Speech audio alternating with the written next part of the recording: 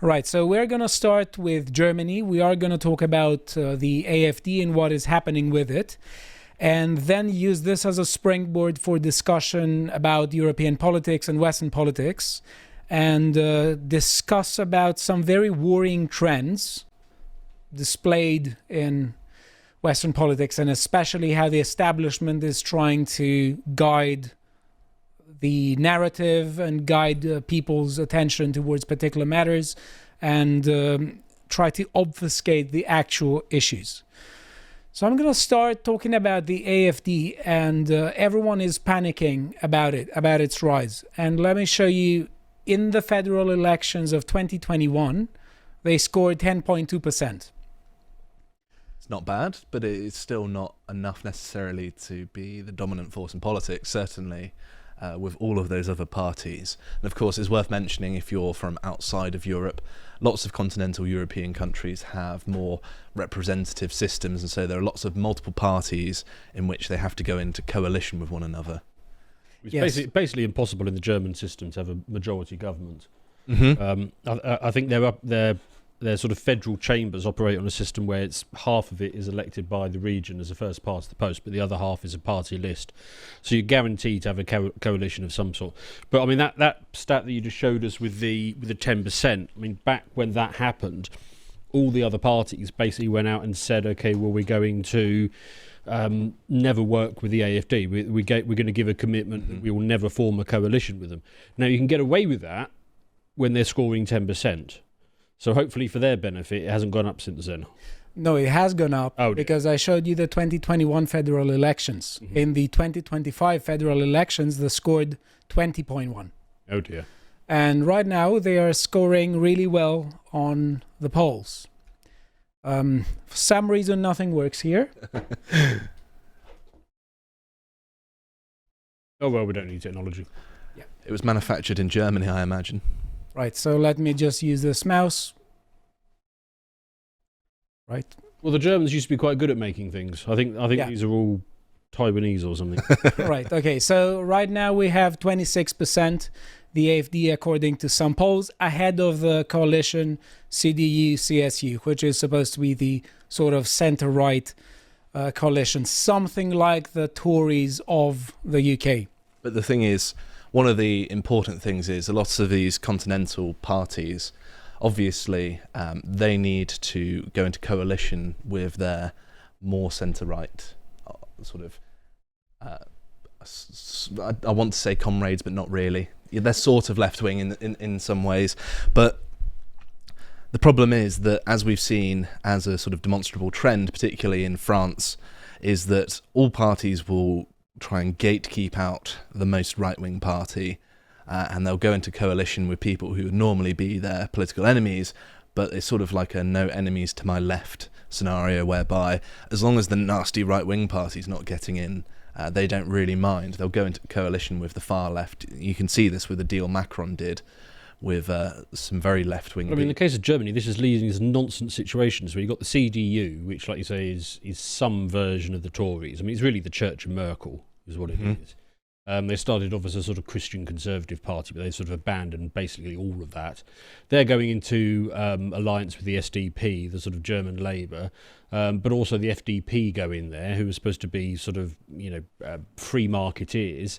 And the bloody Green Party, that are all about deindustrialisation in the industrial heartland of Europe. So you get these nonsensical coalitions being formed just to try and keep the AfD out. And I mean, I know you're talking about the federal elections here, but I mean, it's even more stark in the regions, in the states. They've got 16 states, and in the case of the eastern part of Germany, with the former eastern states, AfD is now regularly getting well above 30%. Yeah, it has won in several regional elections. Well, it's come first. Yeah.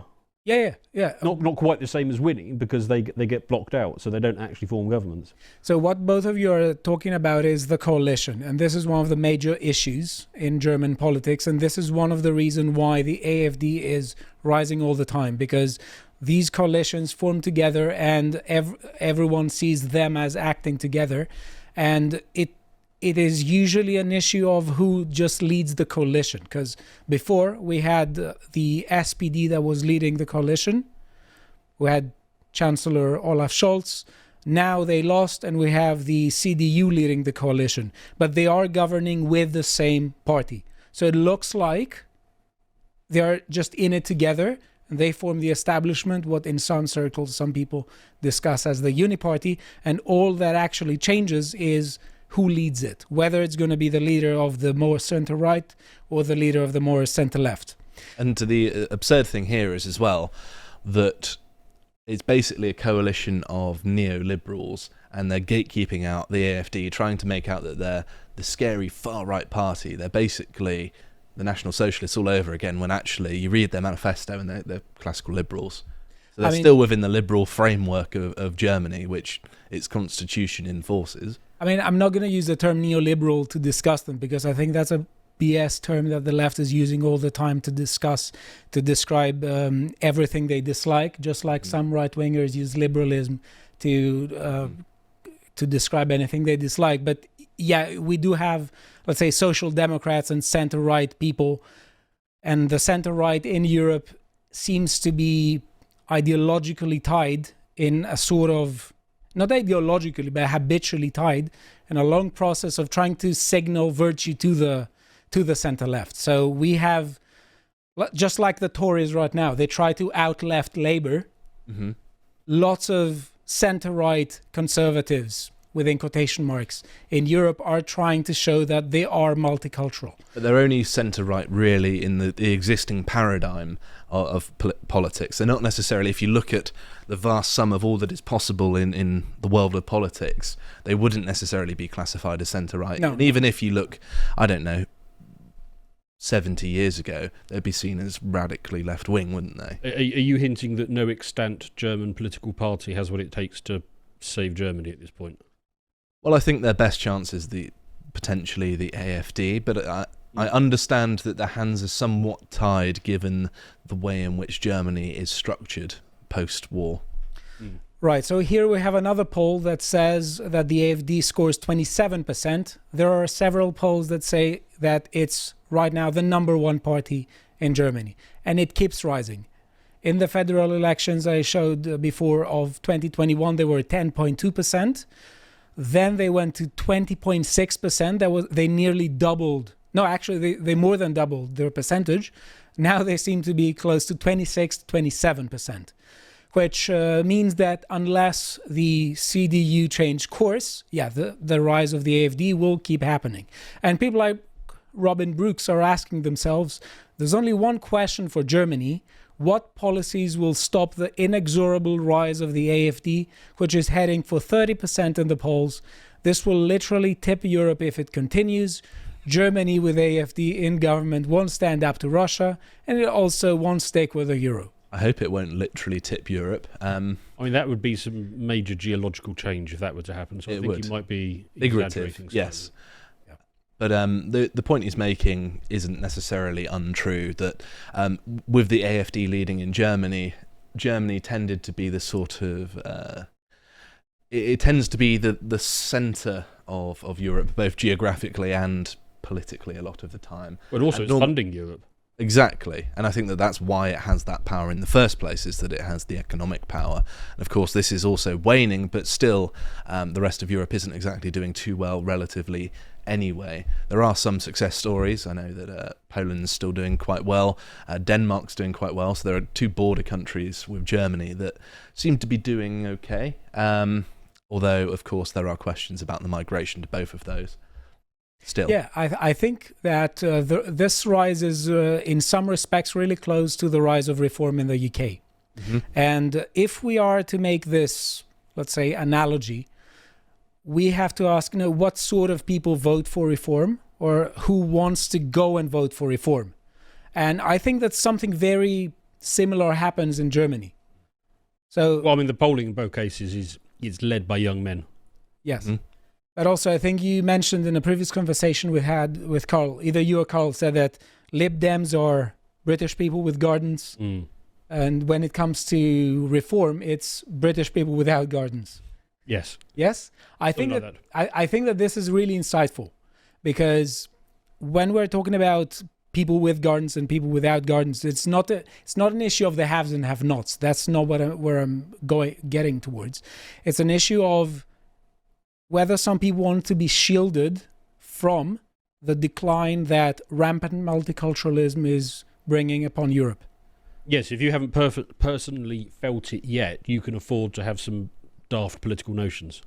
Well, yeah, because whenever you see the more centrist in our political paradigm, Lib Dems, and I imagine it's going to be similar in Germany, it's usually in small villages where they're not touched by these sorts of things. But as we're seeing across all of Europe, these sorts of things are permeating everywhere. There was a case of that 16-year-old lad in France that was living in a village of no more than 160 people, and a bunch of Muslims turned up to their festivities. I don't know what the occasion was necessarily, and just started stabbing people. And if it can reach people that are in about as a remote town as you possibly could, because that's very small in this day and age, isn't it? Then, not to sound too hyperbolic, but this is how people will see it. Nowhere is safe. Yeah, the wealthy areas are starting to tip. I mean, the rough map of Germany, if you look at the states, is the east. They're polling at around 30% in the sort of state elections. In the industrial heartland, which is mostly West Germany, that is still sort of 20% they're polling.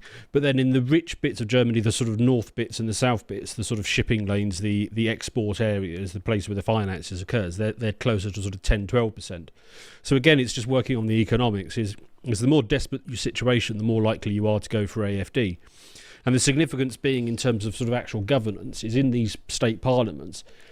If you could form the coalition, be the head of the coalition, you get the control of the executive apparatus. And actually it's quite a lot in Germany. It's police and lots of state broadcasting, education. There's a lot that goes with the power. They're actually quite powerful, these state units.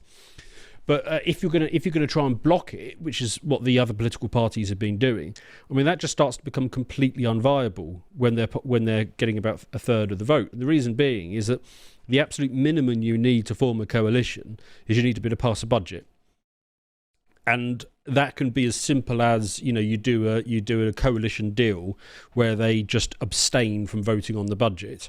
So they don't necessarily work with you, but they abstain from voting on the budget, and then because you're the largest party, you can get your budget through, and then you get the controls of the apparitions of state.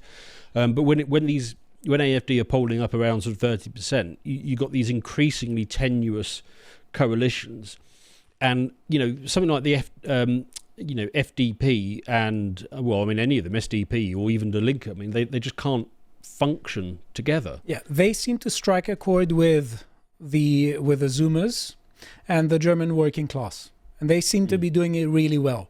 And I don't think that it's an issue of any kind of civic humanist desire for civic participation or something. It's an issue of solving some very few problems. I think that's how they view things.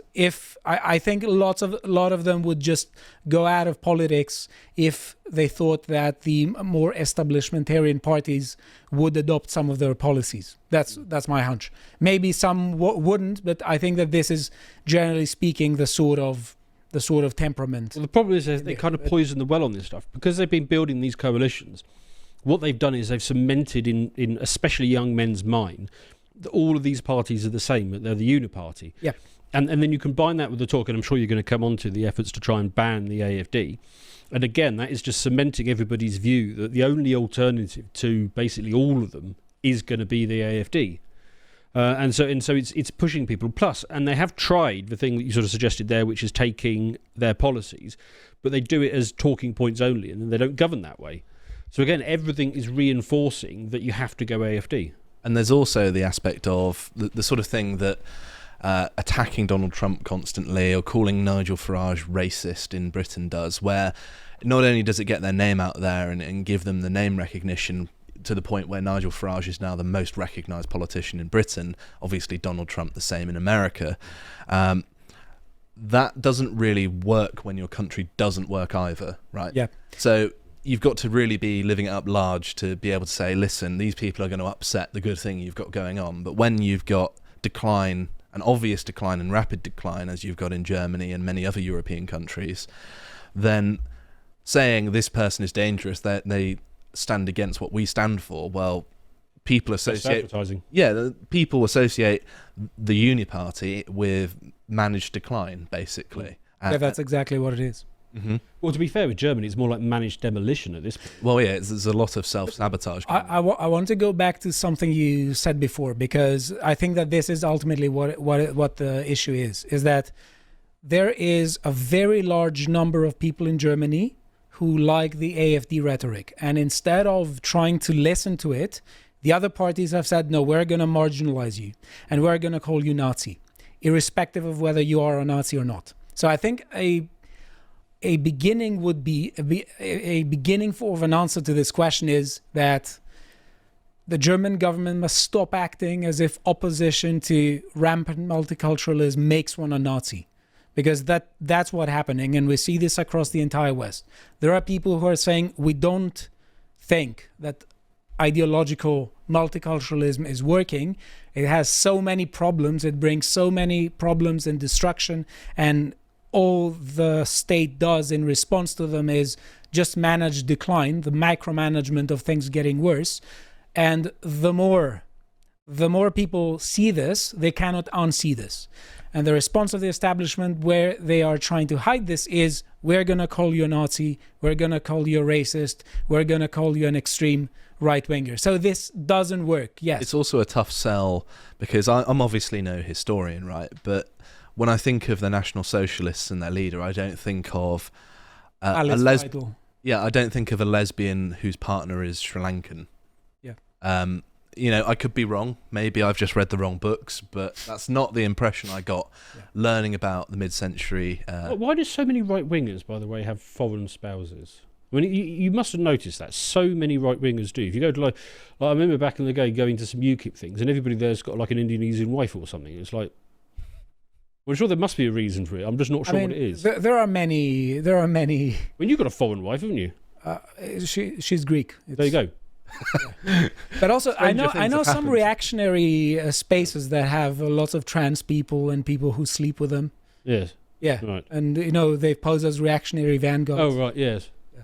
That might be something else though. Yeah. Name shall not be mentioned. Yes. Right. So we're going here to a political article talking about the attempt by German lawmakers to ban the AfD. So if you're discussing for years to ban a party on the grounds that it's extremist, well, the question is it actually extremist? If you cannot convince people that it is actually extremist because you are the boy who cried wolf, because you see everything as Nazi, yeah, it's gonna backfire. And even most of them understand this. That's why they didn't move forward with it, because they want a super majority, I think around 2/3, to ban the AfD as extremist, and they just didn't have it, and they thought that banning it before that would boost its appeal, and it would absolutely do this. And also there's the other bit, which is the more pragmatic bit, is that if you want to do something unpopular, you don't just let it hang in the air and hover for years. You just do it, and people have the opportunity to change the page.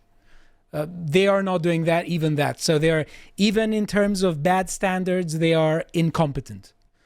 Yeah, because if I were thinking like an evil uni-party blob leader, I would want to just get it out of the way, ban them, and then just say, okay, we've done that, moving on. Now we're going to talk about how to fix, I don't know, our energy sector, which is what they should be talking about. Yeah.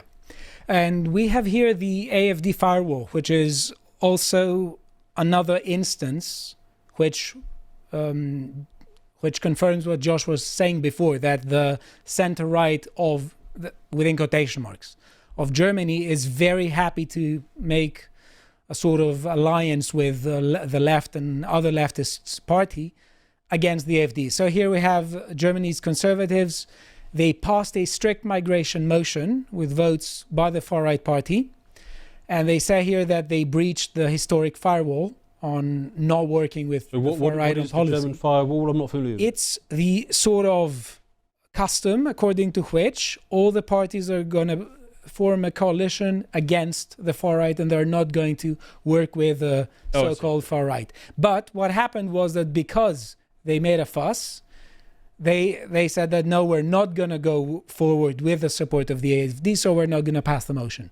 Okay. So virtue signaling to the left was more important to them than policy.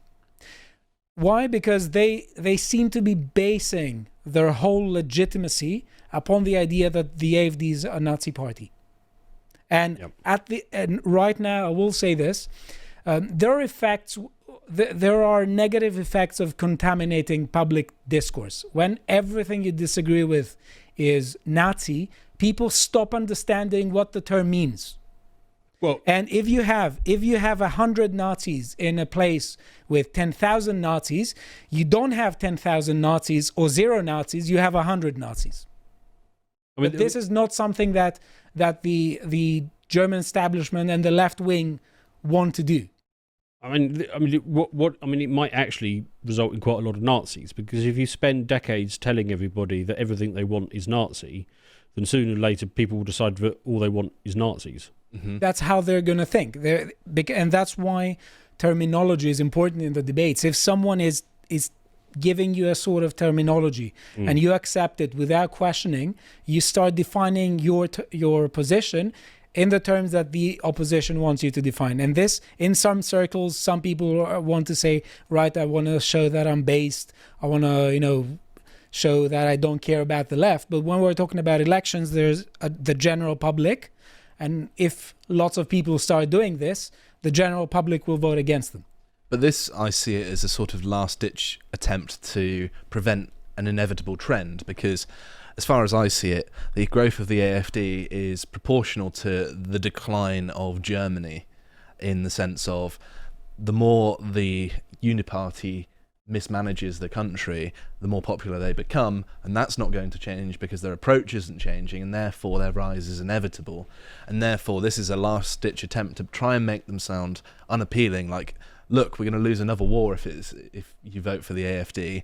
They never heard of third time's the charm. But the point being here that it's out of weakness that they're doing this sort of name calling, really, as it is with many individuals. When they don't actually have a good counter argument and a good track record themselves, they resort to name calling in the hope that it shields them better, because of course to the supposed centre-right party, the AfD is the major electoral threat. And by siding with the left, it's a short-term solution to have coalition partners, perhaps, and maybe wrangle some governing power. Yeah. However, all it's going to do is further cement the idea that the AfD are the only party that you can trust. So it's a very short-term approach to get some, maybe the next cycle, but it will backfire in a longer-term approach, assuming that things continue as they are, of course. I mean, put it this way, if I was the AfD, I'd be delighted with that's their strategy. Mm-hmm. Because it's basically saying, okay, well, I'm the only alternative, and it's just going to push votes their way. Well, it's very, very short-sighted, if not incredibly stupid.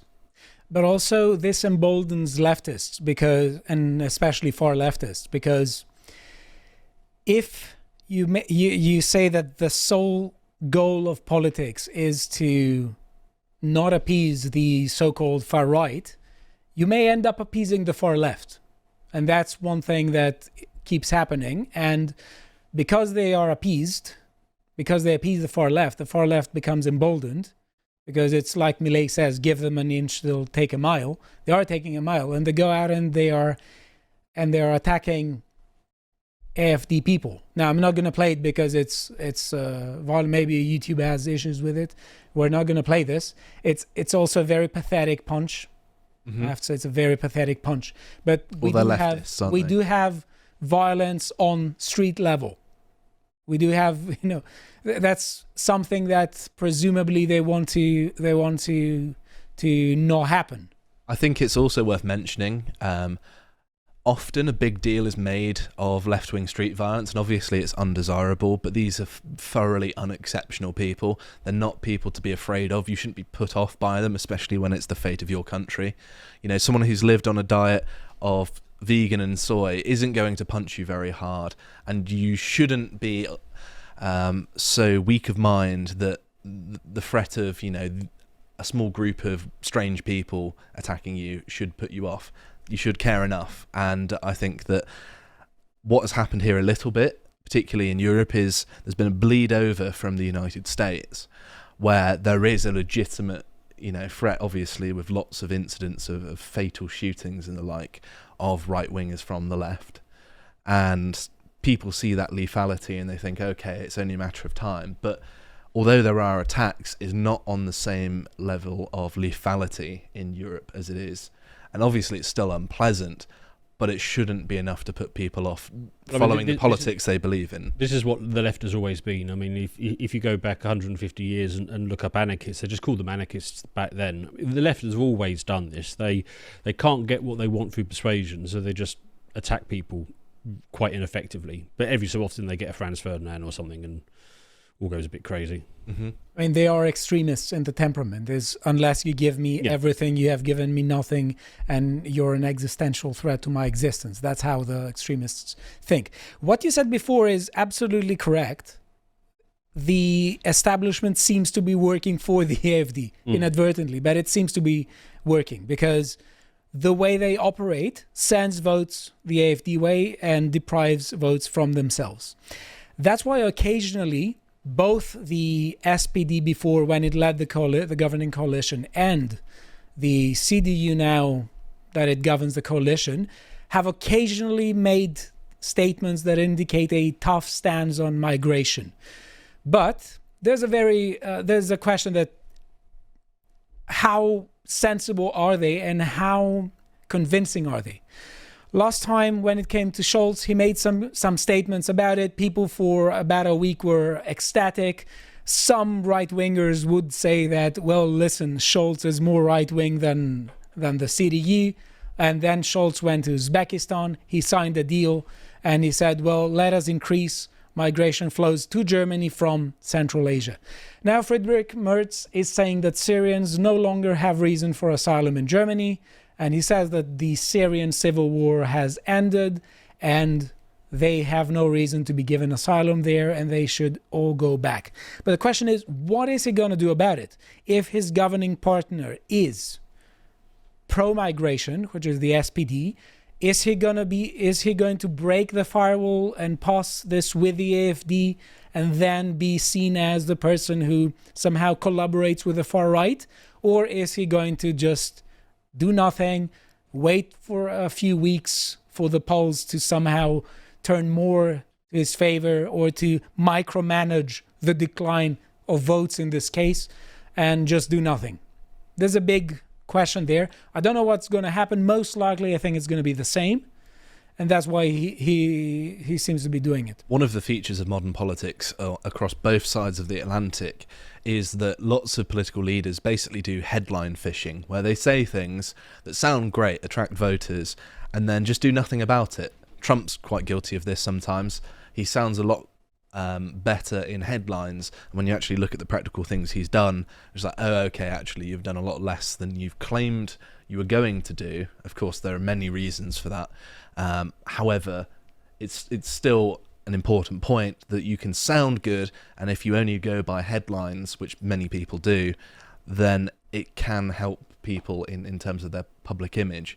And it's just a cheap tactic, in my opinion. I think it's far better to say, here's how I'm going to do this thing, rather than saying, I'm going to do this thing. Show your workings, not just, I'm going to get to this end result, and that's it. Or show a result, because I mean, all that happened with this. It's even better, yeah. People just turn up and say, where are you from? And they'd be like, oh, we're not Syria, somewhere else. I'd be like, oh, okay, fair enough, come in then.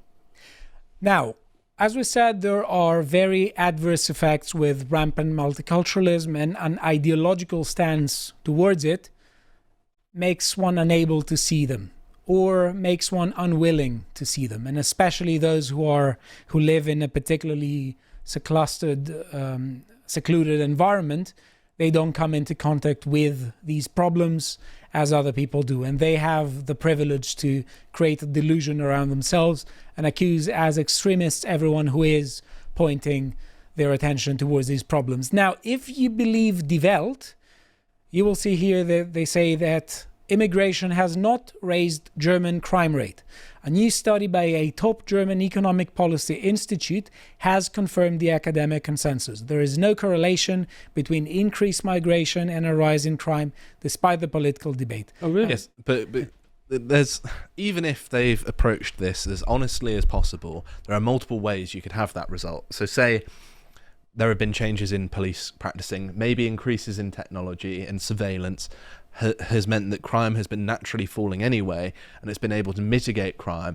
So the crime by the native Germans has actually gone down massively, but then the decline has been reduced by the foreign population basically propping it up. Because I don't remember, before the age of mass migration, any instances of Germans mass slaughtering each other at Christmas markets and things like that. And what it also fails to acknowledge is the nature of crimes. If you lump all crimes together, you know, and say crime is just an abstract concept, you know, maybe petty thefts have gone down, maybe people are more wary in major cities, and it's not even anything policing related, and this is affecting the numbers.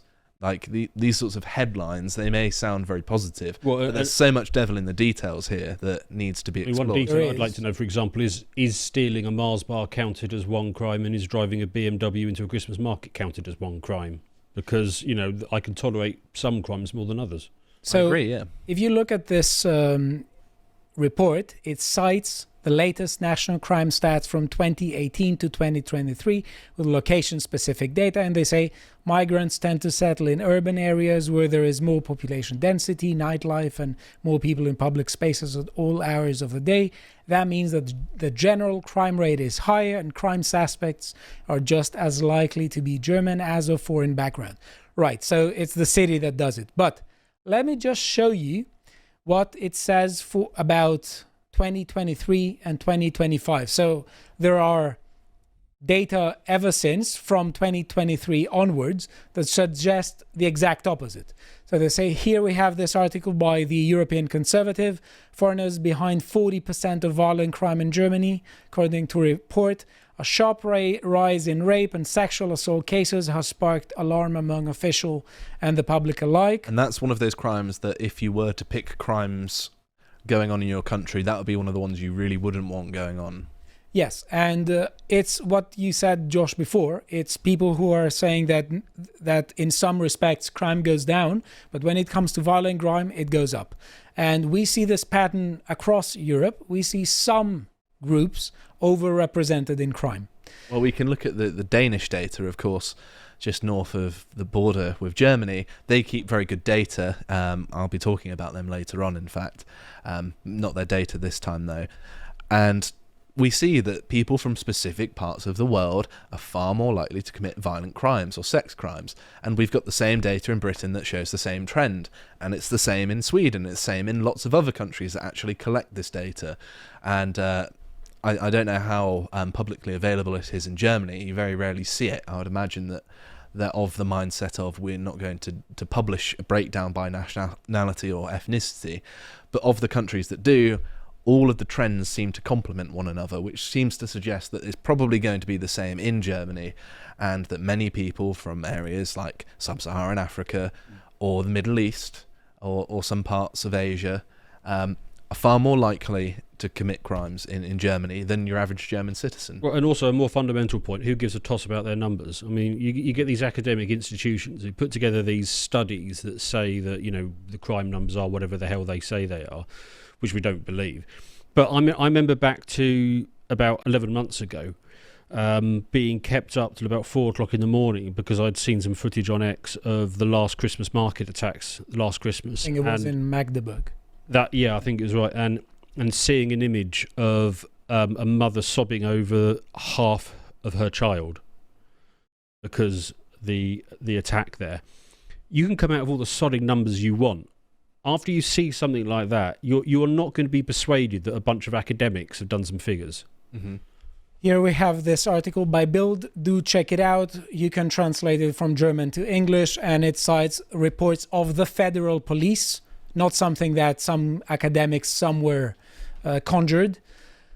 It talks about the federal police report, and it says how in cases of violent crime it goes up and some groups are overrepresented in it. And of course, there's the very obvious point that it's different if a native German commits the crime than someone who has been allowed into the country, because the native German, they've always been there.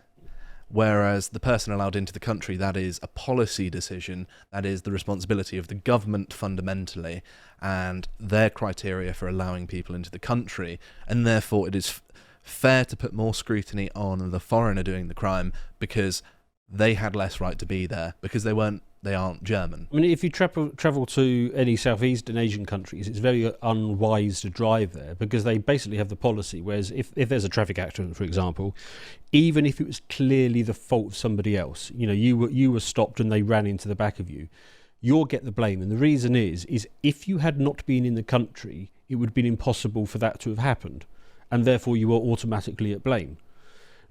Same logic here. Except they flip it around the other way. They try and pretend that the government's decision to let somebody in and then they hack people apart or stab them or drive into a Christmas market had nothing to do with the fact the government let them in the first place. Clearly bloody did. Mm-hmm. Someone spoke about the statistics, and these are statistics of a federal police report, and she was convicted. She was a member of the AFD.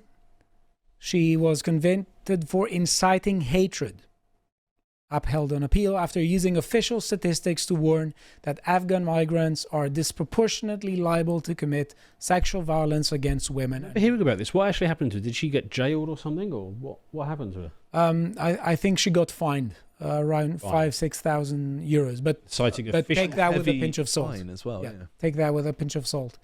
Go back and check. Right. So again, we have another article here from the European Conservative that cites new data about it. This is from April the 2nd of this year. It cites more data that suggests that, again, some groups are overrepresented in violent crimes. And what is interesting is that there's a question: why is someone persecuted for citing the evidence that federal sources give?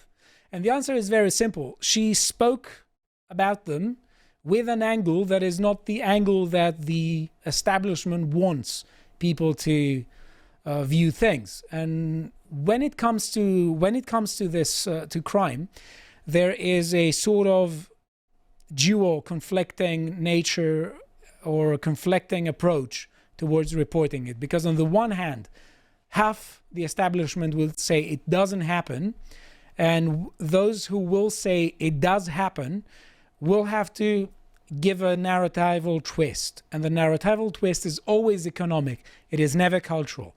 And when it's economic, they're saying if some groups are overrepresented in crime, just as the evidence suggests, the only proper remedy is not being tougher when it comes to policing or something. The only proper remedy is to tax more the natives and give more money to these groups. Because if they're going to get more money, according to the leftist logic, they're going to have more opportunities, they're going to feel more integrated, they're going to feel that they have more of a stake. But in the meanwhile, multiculturalism says, do not integrate. So there are two things to say here. First of all, that crime and poverty association is one of the most ridiculous things I've ever heard, because there are plenty of instances of poor white people not committing crimes. It's a cultural thing, I think, or you could even argue there's a genetic element to it as well. But you can look at things like London and the London crime rates. The black minority in London, which is 13% of the population in London, I believe it is 61% of knife murders and 63% of gun crime. So there are a majority of those crimes, despite being 13% of the population. However, they're not the most impoverished group. The most impoverished group are Bangladeshis and Pakistanis. And so if they're committing over, 50% of these crimes, and they're also not the most impoverished group, well, that seems to suggest that there's... And also, if they're committing over 50% of the crimes, even the leftists who can't get their head around per capita can still understand it. Exactly. It's so overwhelming that it's indisputable, really. Unless, whenever I've pointed out, people don't argue the stats; they just say I'm racist for pointing it out, which is no argument at all, really. Fine. Sure, yeah. And we had several attacks. This is the attack that Dan mentioned before, last December. This is so horrific. I mean, I could barely sleep that night when I saw this. And if you remember, the Guardian and several establishmentarian voices were saying that this is basically someone who is an AfD supporter and is anti-Islamist. Yeah, they were saying this.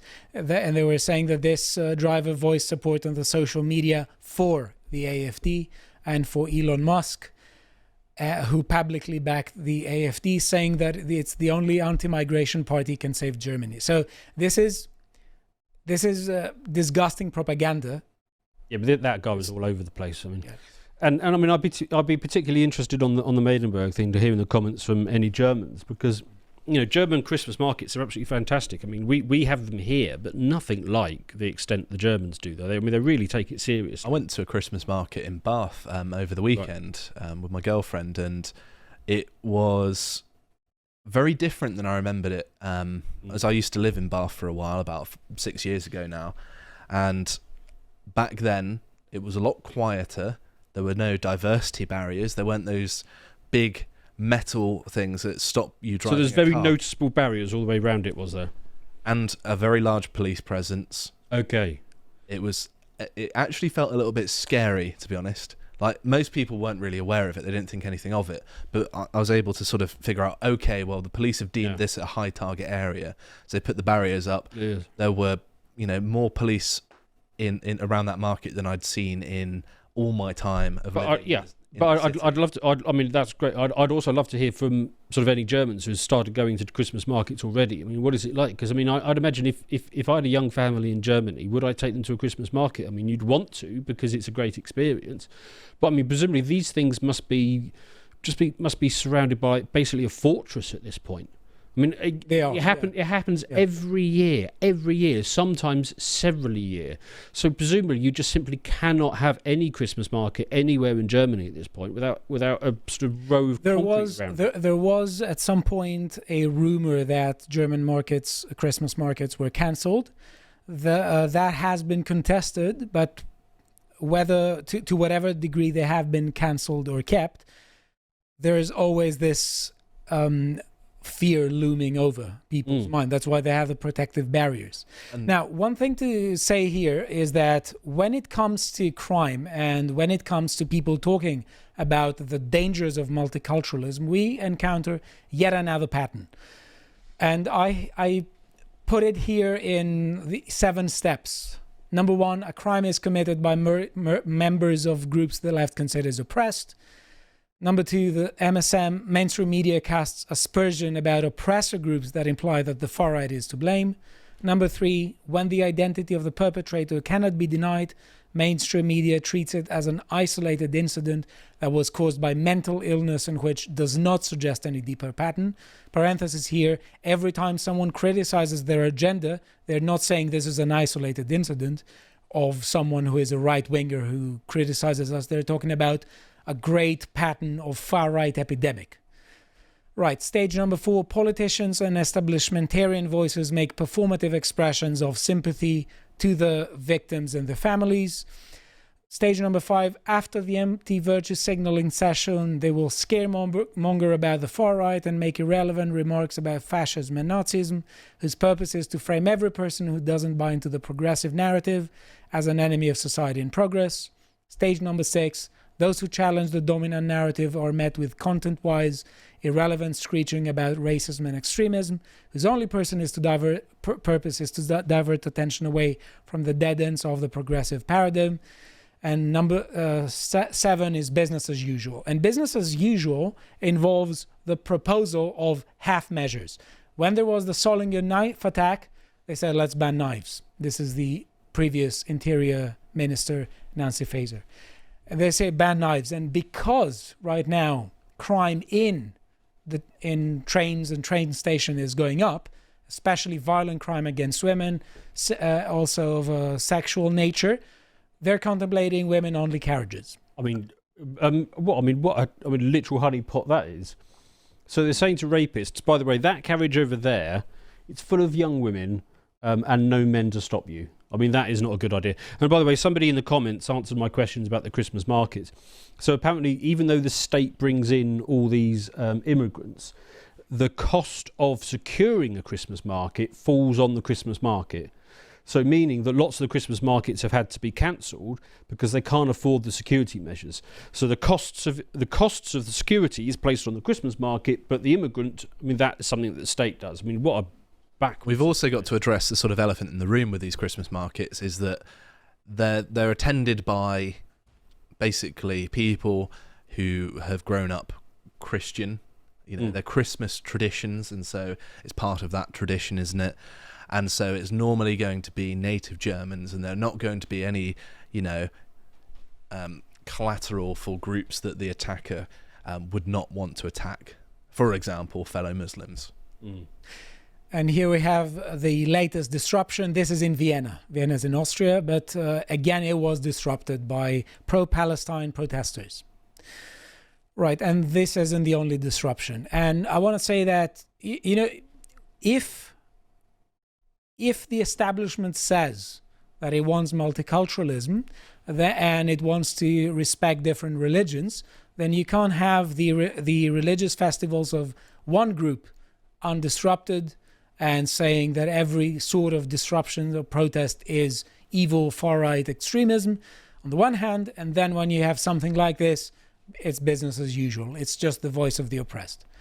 This is absolute nonsense. And this isn't just what is happening. There is also the economic aspect of it.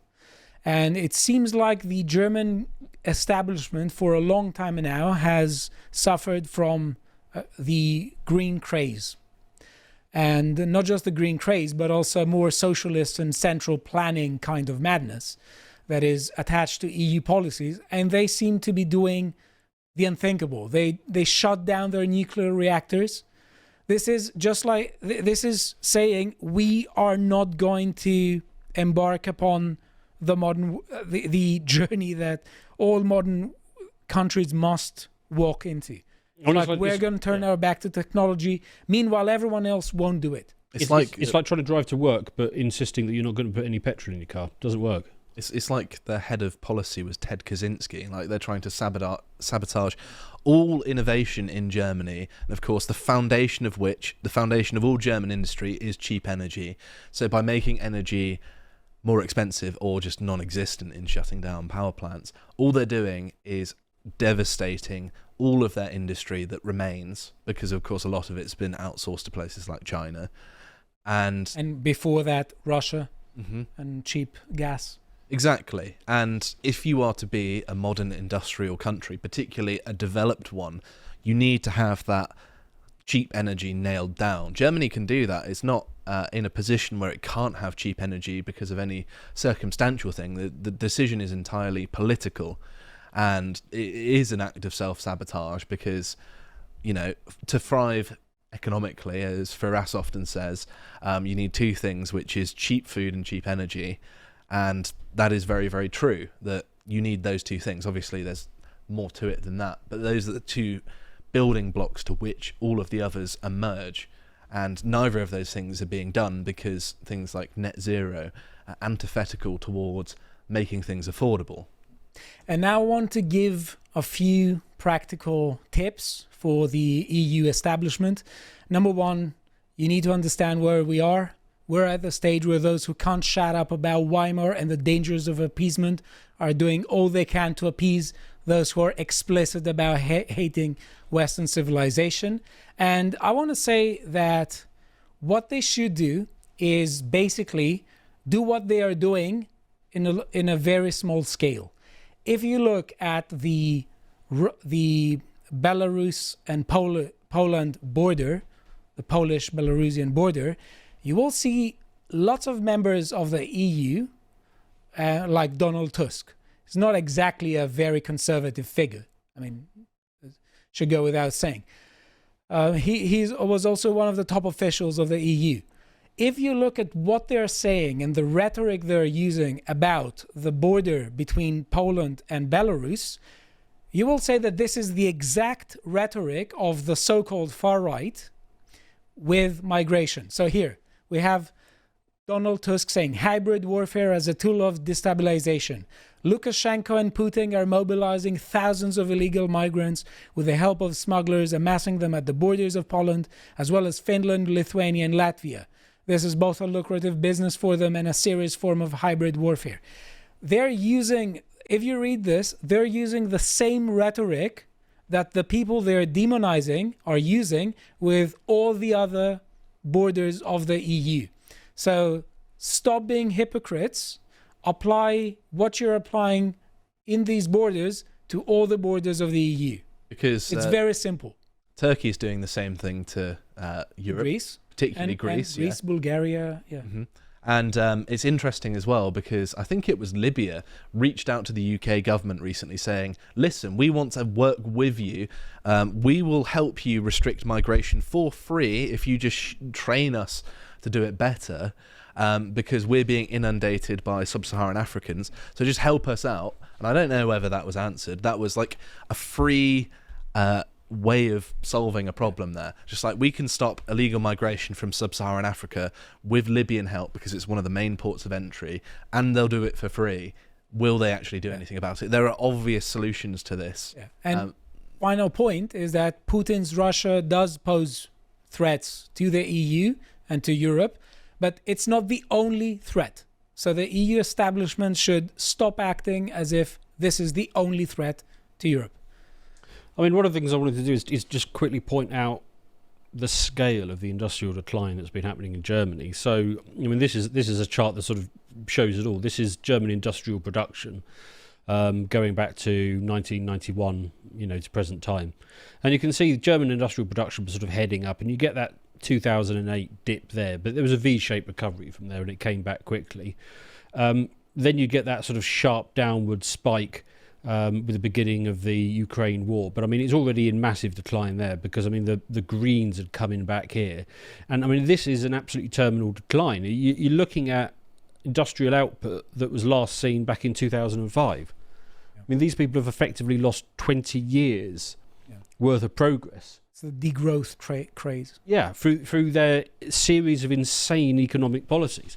And, I just want to sort of take you back to the 90s and the sort of general view that we had on the Germans. Germany basically stood for quality. If you wanted to buy a quality car, you bought an Audi or a BMW or, a Mercedes, something like that. And they had strong brand as quality. If you wanted quality consumer goods, you went and bought a Siemens or a Bosch I always bought the Milli ones.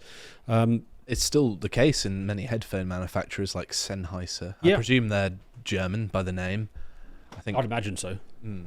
Yeah, very odd Chinese name, wouldn't it? But I suppose it's possible. But yeah, I mean, they were quality, and the German industrial model was kind of basically three legs to a stool. I mean, one was cheap energy, which they were getting from Russia, and they were bringing on nuclear as well. I mean, the early part of this, when it's all going straight up, they were bringing online nuclear, and then it's a highly skilled industrial workforce. And the third leg of the stool was exports. Now they've already broken one of those legs of the stool. The other one, the workforce, I mean, that was coming under pressure because of ageing demographics. So that was an issue. But Germany had the solution to that, is while you have your cheap energy and while you've got your high-skilled workforce, what you do is, as your population ages, is you simply transition to more and more automation. And as long as the whole model works, you're getting your cheap energy and you've got your existing high skill base and you've got the margins to do so, you can actually just make the transition to automation, and it's a smooth transition. But because they kicked out energy and they couldn't stop themselves with over-regulating the workforce, they've made it completely unviable. So margins have been destroyed before the automation took place. I mean, to give you an example of how bad it is, German industrial output fell by 4.3% in August. Now, if it had fallen 4.3% in a decade, that would be a crisis. If it happened in a year, that would be a catastrophe. But 4.3% in a month, that is managed demolition at this point. I'll show you this. This is vehicle manufacturing. And again, what was happening at the beginning part of this, where the line is just sort of sloping straight up, is they were selling into, well, everyone really, but including the booming Chinese market.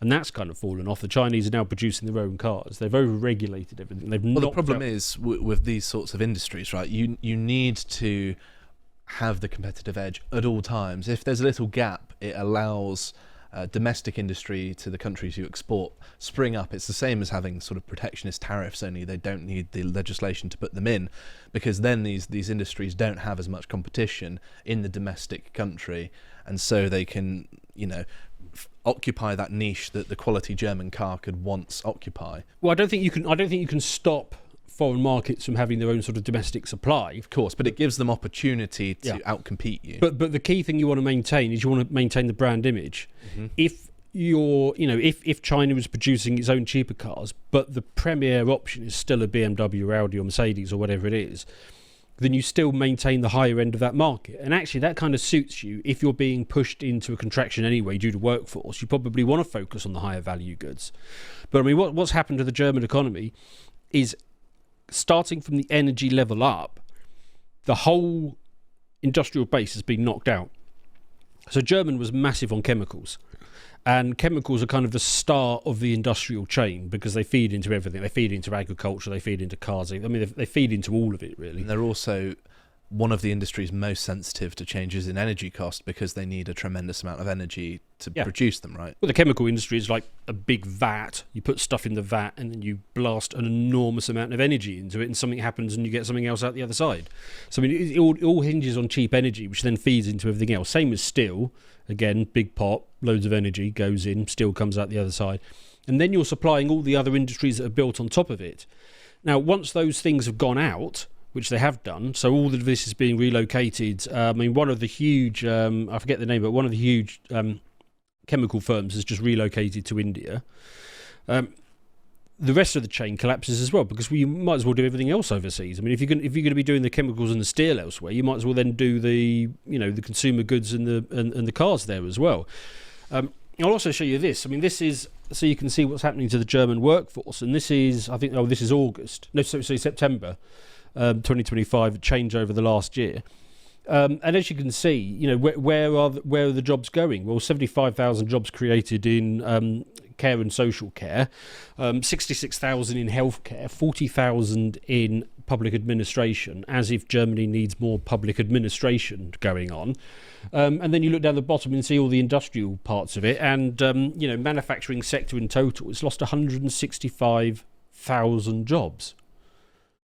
And of course, they're also very productive and beneficial jobs for the economy, right? Yes. Of course, care workers and everything are important, but they don't really have economic output in the same way that industry does. Mm. It doesn't necessarily move your economy forward in quite the same way, does it?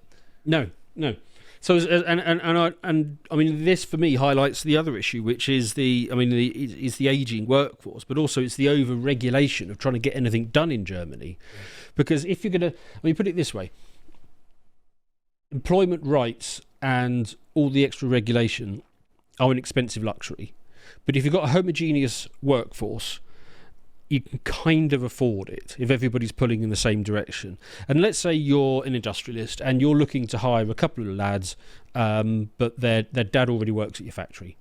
I mean, you don't know what you're getting with them, but you've got a pretty good idea. I mean, the apple doesn't fall that far from the tree, and so maybe you don't mind taking these young lads on and giving them all the employment rights because their father's worked at your firm for 35 years. You can kind of see where you're going with that. It's a very different situation when you've got a Syrian just off the boat and you're like, okay, do I want to lock this guy in and make it almost impossible for me to fire him and give him all these workers' rights and just hope he doesn't abuse it? It's a completely different situation. And they've been trying to get around their problem by just importing people, but with massive employment rights. And I mean, just to cap this off, I'll just give you a couple of quotes from German industry, because German industry has historically been extremely reserved. They don't make a lot of public comments, but they're absolutely screaming about it now. So the president of the BDI The industrial locations find itself in a historical crisis, the biggest since the founding of the Republic. This is not a cyclical dip, but a structural decline. The industrial base is being lost. CEO of BASF, we're losing our competitive. It's the deindustrialization of Germany. CEO of one of the big chemical firms, Germany is going to become an industrial museum. Wacker Chemie, something German chemicals, excessively high energy prices and bureaucratic obstacles have stopped the development of the German chemical industry. The steel industry is saying that it's no longer economically viable. The Chemical Association is saying capacity utilisation in basis chemicals is lowest at 30 points. I mean, to give you an idea of that, 60% of Germany's aluminium production capacity is not being used. It's just sitting idle or has already been sent overseas. IG Metals, whole regions face industrial collapse. The chairman of Bosch, Germany is massively over-regulated and is losing the ability to compete internationally. I could give you dozens of these quotes. Industry is screaming loud and clear. We're dying here. We're almost dead. And what the hell does Germany have left? I mean, what is it going to be producing? Sausages? Seriously, without industry, and they've built their whole model of, it's not so much as a country, but a guilt project. And, the Germans need to do something about, it is too late to take it back because the margins have been lost and the opportunity to automate has already been lost. But at least they can recover something now. But if they run this much further, the only thing I can see for Germany is being a location for wealthy Asian sex tourists. They should start deregulating. Definitely. They should start deregulating their economy. I guess what I'm saying is, if you don't take the sensible option of the AFD right now, you're going to be forced to have a far, far more radical option, and it's not going to be as milquetoast as the AFD.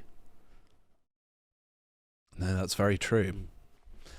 I think that this is a similar situation to a lot of Europe, really, because these problems that are sort of prevalent in Germany are very similar to those across the entire continent, because Europe operates as a sort of policy block, doesn't it? Particularly with the EU, everything is sort of uniform to some degree, presumably to encourage trading, but really it's just a sort of socialist experiment. But that's just my opinion. But things are changing all across Europe, and of course this was from October, so some of it's a little bit out of date. He talks about Wilders leaving in the polls in the Netherlands, and actually they didn't do too well. They lost a third of their seats at the last election. However, they are still a major party, but they're suffering from a similar problem to the AFD in that it's difficult to find coalition partners that maybe you could find them, but at the same time, part of the reason that they called an earlier election was because of the difficulties of their coalition partners. And of course, one of their criteria was that they couldn't have Wilders being the leader. Exactly. But yes, you've got the right winning in the Czech Republic. The Freedom Party won an election in Austria. Obviously, we've talked about the AFD. Le Pen's National Rally were the number one party in France, but they were gate-kept out by a coalition of Macron centrists and the left. The Vox Party is rising in the polls in Spain. It's now the third largest, and the Swedish Democrats are increasing in the polls as the second largest party. And so there does seem to be a rightward shift in response to a lot of these problems, and that is reassuring because people have correctly identified that it's not right-wing policies that have basically destroyed the economic base of Europe and made it more dangerous. It is mass migration and deindustrialization that has done the this. Welfare state, because frequently you hear the argument that it's the right wingers more than the left wingers, because you want industry and cheap labor, but it's also the extreme welfarism in combination with mass migration. there's no denying that there is a sort of capitalistic element to mass migration, in that it doesn't benefit ordinary people. In fact, it makes them suffer an incredible amount, but it does benefit elites and multinational corporations that aren't necessarily married to the fate of the country that they operate in. They can base themselves there for a set number of years and then move on to somewhere else when the going is good. And so they should always be treated as fair weather friends and not be listened to, because they don't have the interests of the country at heart.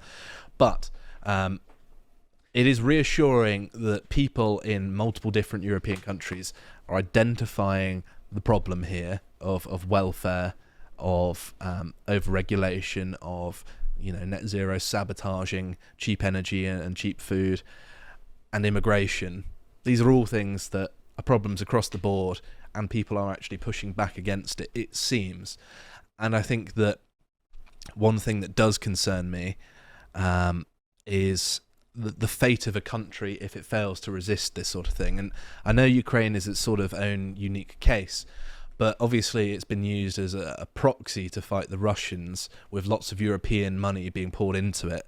And this is sort of your fate of, if you lose, or if you become part of the hegemon and you have no sovereignty, what will happen is you'll get 10 million labour migrants.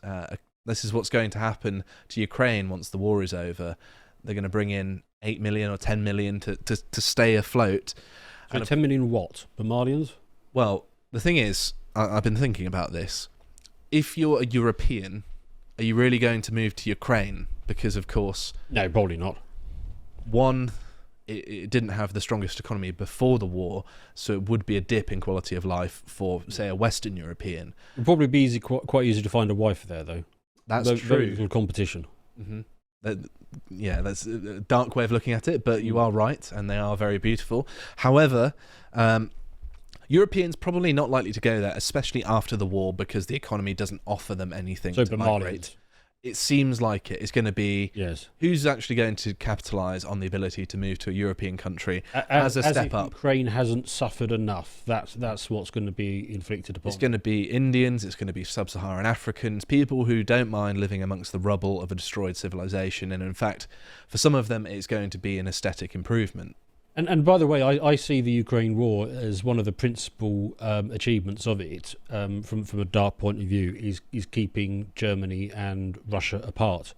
Because, I mean, the great game of European politics for the last 200 years has been keeping Germany and Russia apart. Mm-hmm. And I just see the Ukraine war as an extension of that. It seems to be a little bit, and...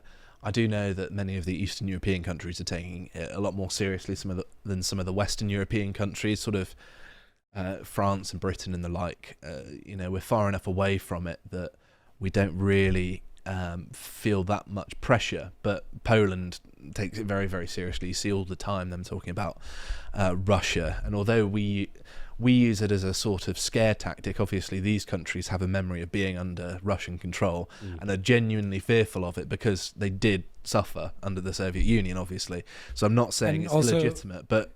In the case of Poland, they were sandwiched. Exactly, yes. And it was a rough time for them, so I understand that. And their concern, I totally get it. They are on the borders of a country that could be hostile to them and has a history of it. Are you talking about Germany or Russia? Either or. But Western Europe, we're far enough removed that we don't need to worry. And so our attitudes are very different towards it, which I find interesting. We're much more on the sort of, we'll throw in weapons and sort of see what happens. We'll pour some of our money in there, and it can be a proxy war, and it's more political for us than... It was a spectator sport over here. It seems to be, and it's sort of sickening, because what's actually happening is...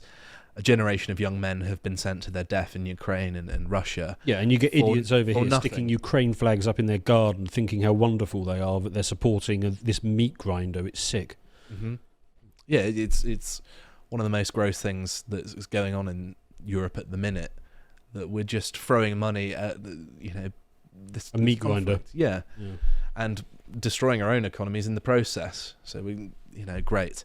But It's not all just Ukraine that needs to be worried.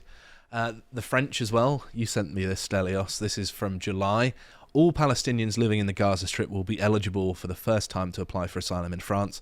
Of course, Europe has become the refugee centre of the world, apparently. If your country is going through trouble, all of a sudden you can live in a much richer country, which definitely is not a bad incentive for people. Not to mention the fact that, what you're selecting for is cowards, basically. So is this real? If it's men. One thing I want to say here is that it does look as if we are governed in Europe in general, both the UK and continental Europe. We are governed by people who hate European civilization actively, or a virtue signal to those who do. Mm-hmm. Because it looks like all these political parties are trying to show the left how great they are and how progressive they are, and how they are the true progressives. Well, I think it's because all of Europe lives in the shadow of World War II, because it was such a destructive thing that they process it by saying, well, if we move to the right, therefore there will be camps and people will be killed en masse. And that there's this sort of leap in logic of if we deport immigrants, it will be just like mid-century Germany. Yeah, but there was also the Cold War, and the Cold War was between the West and communism. Mm-hmm. So, and it's funny how that's forgotten, isn't it? That both of them were threats to the rest of Europe. Both of them wanted to conquer a large portion of Europe. That is true. Two quick points on this. We did come close to camps, and it was over COVID, because several European countries instituted laws against not being vaccinated, and they applied criminal sanctions. And Austria, for example, was at the point of having to put 7 million people in camps. So we came close to it, but it wasn't because of mid-century German politics. It was because of neoliberal politics. And just on this, it's insane. You're going to let the Gaza Strip into France. That's the thing. They are ecophobic. They think it's a virtue to hate your civilization. It's the opposite of xenophobia. And there's an excellent book by Benedict Beckhold about it. I've interviewed him and discussed with him. And he says it's the exact opposite of xenophobia. They want to say that, well, we're not xenophobic, we're phobic with our own. And it's just a luxury belief, isn't it? It is a luxury belief. And the people who do say this are usually people who live luxury lives. And they hate their own civilization, but they think, in this case, for Gaza, they're very much in favor of the idea of patriotism and self-government for people in Gaza, but they say that the same rhetoric is Nazi-ish in Europe.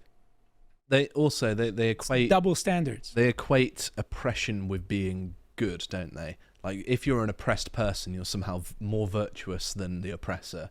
And the Palestinians in the Gaza Strip are oppressed by the Israelis, and therefore they must be good people, and therefore even to question their character and suggest that maybe they cause significant problems in neighbouring Lebanon, and that's why Lebanon's not taking any of them, would be a controversial statement, or even a xenophobic statement, rather than it just being an observation of reality. It's basically living in the world of abstractions, rather than looking at, here's how the Palestinians behave. Maybe it's a good idea not to have them in your country. Exactly, and because it's abstract, they are model for understanding things, cannot account for massive discontinuities between cultures. Some cultures have such a vast difference in how they value things that they can't have rules for conflict resolution and coexistence. I know. You can't coexist with everyone in the world. Everyone knows it. Everyone knows that you can't coexist, for instance, with cannibals, right? I'm not saying that people in Gaza are cannibals. That's not what I'm saying. If you got against Papua New Guinea, Stelios. Yeah, but no, everyone knows it, that you can't coexist with a cannibal, right? So everyone understands this at a very general level. The point is, start asking yourself, why can't you coexist with a cannibal, and what are you doing when you understand that someone else is a cannibal, and why do you want the population of cannibals to rise? It's a very strong analogy, but I like it. And I think also the correct response to these sorts of things is, I wouldn't even grant a tourist visa to a significant portion of the world, let alone allow them settle in my country. it's got to be a very selective group of people with a large degree of cultural overlap that should even be eligible to enter your country, full stop, for any reason. Because, of course, if, for example, we took a Papua New Guinean cannibal and dropped him in London, not only would he blend in very well, but also he'd probably cause a large number of problems because he's from such an alien society that he would not be able to integrate under any circumstances, and even future generations would not be able to integrate because they've adapted to a way of life that is antithetical to ours. Also, we need them. I've been thinking about this because I heard the other day that we can't do a study on microplastics because you can't find a control group who don't have microplastics in them. So that's why I've decided I really like North Sentinel Island, because even though they're probably cannibals and they kill you on sight, they don't have any microplastics, and one day we might really need them for a scientific study. I'd imagine they probably would have microplastics, though. They just everywhere is infected with them now, the whole planet. But I'd imagine less so there. I would say so, yeah. Yes. There would be ways of figuring it out. But even if you do address these sorts of problems and recognise that migration and all of the policy things we've talked about are problems that need to be reversed, well, unfortunately, you won't be able to do anything about it because the EU will prevent you from doing anything about it. And here we've got the Lord of Slop here, Inevitable West, all the way back in January of this year, talking about the Romanian right protesting the fact that the EU basically cancelled the democratic result of an ultra-nationalist. So if you do actually have someone who's going to put your country first, and, obviously Romania doesn't necessarily suffer from the same extent of mass migration as, say, France, Germany, Britain, Sweden, and some of those other countries. And even so, they can't be allowed to reverse it, because if you have a country that is doing particularly well compared to some of the others, then it undermines the whole experiment, doesn't it? Well, it shows why democracy is a scam, because it's a rule book written by your enemies and judged by your enemies. So it's not going to get you anywhere. Just one thing, he won the first round. Most probably people, I've been told by some people from Romania that most probably if it went to the second round, he'd lose because others would band together. But yeah, I do remember, who was this guy behind the DSA, who was always angry at Elon, who was saying, yeah, we cancelled the elections in Romania, we're going to cancel them everywhere. I do remember that. I can't remember who that person was, though. He's a French one. Yeah. You remember this kind of, he was so, on the one hand, he says, let's protect our democracy, and then we're going to cancel all your elections. Yeah, that's who rules Europe. It was just a mask-off moment, really, because they don't actually care about democracy. Of course they don't. They care about winning, as most people do. Like, the sort of view of democracy now as this sacred thing that everyone follows the rules of, and, it's all fair play. Well, that's out the window in a lot of countries. Not just Europe as well. And I think actually in countries like Asia, obviously that's not a country, countries in Asia or sub-Saharan Africa, they're at least a bit more honest about it. Just like, yes, I rigged the election. I got 98%, don't look at the ballots. Whereas we live under this illusion that things are fair, but of course it's just more obscure and less overt in lots of countries. And so even if there is a popular movement that gets electoral successes, it is going to face unprecedented resistance from organisations like the EU, even organisations within the country itself. It's going to have coalitions against it. It's going to have the most difficult rise to power humanly possible. And I think that this is all basically boils down to the fact that they know that they're going to fix the problems, and it will make their opposition look like, well, we're the ones that caused all of them, and they'll become irrelevant. They might even have, there's a repercussions limit. against them. I think there's a limit to how sort of corrosive they can get for each member state. Mm-hmm. So maybe, if they have any sense of self-preservation, they should take these issues seriously, mm-hmm. instead of going full authoritarian. Mm-hmm.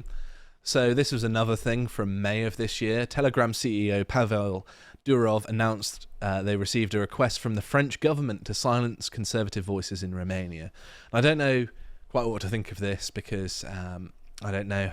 This Telegram CEO, I don't know whether he's cooperated with people or what the story is, but I've heard rumblings of, things of maybe he's got his own agenda, but who knows? I haven't looked into it, but just, to make you aware. But it is interesting, isn't it? I could certainly see the French government doing this sort of thing because, of course, we're talking about senior voices in Europe, and France and Germany are now the two most senior voices. It seems like Germany is sort of holding the purse strings and the French are holding the sort of they're policing the politics. That seems to be this sort of dual role they're occupying within Europe at the minute. And it wouldn't surprise me if the EU intervened with this election, albeit the first round, that they would also be trying to use other underhanded tactics to silence them. But the problem is, of course, for them, that as things get worse, people are going to become less and less concerned by these sorts of methods and say, well, okay, you're trying to persecute us. That just means we're right. And it's going to make people more extreme, whichever way you look at it. And although I don't necessarily think that they're going to allow there to be an easy democratic solution to these sorts of things, it's going to go more and more in an extreme, maybe even militant direction in many cases if people don't believe that you can rely on democracy. So what they're doing is creating the monster they fear the most by doing these sorts of things, and it is very short-sighted. And I wanted to just end on a bit more of a positive note, I suppose, which is the Danes are quietly doing very well. I saw this today, and it's a story from Visegrad saying a Danish sperm bank has decided to start IQ tests of donors, banning people with an IQ below 85. That's racist. I know, that's terrible. How could they do that? And Conley Druckber here points out correctly that by having this social democratic veneer, actually you can do very based things. Also, very why good things. 85? I mean, what woman goes to a sperm bank and says, I'd like an 87 IQ, please? I know, at least cap it at like 100, average at best. Yeah, but again, why would you go for that? You should have 145 IQ minimum men and just milk them. Is there a little bit of an incentive here, Dan? Is that what's going on? I mean, Danish women are very attractive. Why 85? I mean, that doesn't make any sense. If you're going to select for a boundary, make it higher, in my opinion. But I find it interesting that no one's saying, the Danes, they're being eugenicists, blah, blah, blah, blah, blah, because they have this veneer, it's all acceptable politics, and therefore they can get away with more. And quietly in the background, they've been doing lots of interesting things, and Druckber, again, has been pointing out some other things of... in response to Denmark raising the retirement age, he's basically saying that you can sort of get away with the social democracy sorts of things if you just pay attention to what the data's telling you and quietly do it in the background.